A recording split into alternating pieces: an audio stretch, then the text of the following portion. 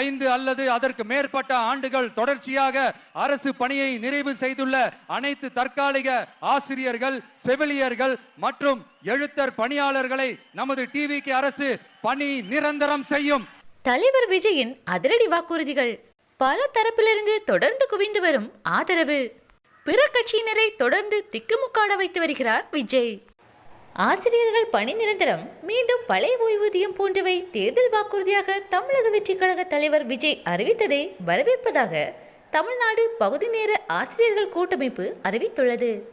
இது குறித்து அதன் மாநில ஒருங்கிணைப்பாளர் செந்தில்குமார் அறிக்கையில் கூறியதாவது: தமிழ்நாடு அரசு பள்ளிகளில் 15 ஆண்டுகளாக பகுதி நேர ஆசிரியர்கள் பணி செய்து வருகிறார்கள். தற்போது 15,000 ரூபாய் தொகுப்பூதியம் வழங்கப்படுகிறது. இந்த நிலையில் தமிழக வெற்றி கழக தலைவர் தேர்தல் வாக்குறுதியில் 5 ஆண்டுகளுக்கு மேல் தற்காலிகமாக பணிபுரிகின்ற தற்காலிக ஆசிரியர்களை பணி நிரந்தரம் செய்து காலமுறை சம்பளம் வழங்கப்படும் என அறிவித்துள்ளார்.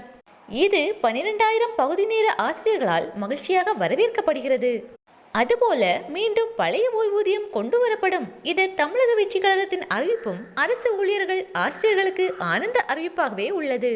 திமுக, அதிமுக போன்ற கட்சிகள் இதுபோன்ற வாக்குறுதிகளை இந்த தேர்தலில் அறிவிக்காத நிலையில் தமிழக வெற்றி கழக தலைவர் விஜய் அவர்கள் பழைய ஓய்வூதியம், ஆசிரியர்கள் பணி நிரந்தரம் அறிவித்திருப்பது தமிழ்நாட்டில் அனைத்து தரப்பிலும் பெருமையாகவே பேசப்படுகிறது.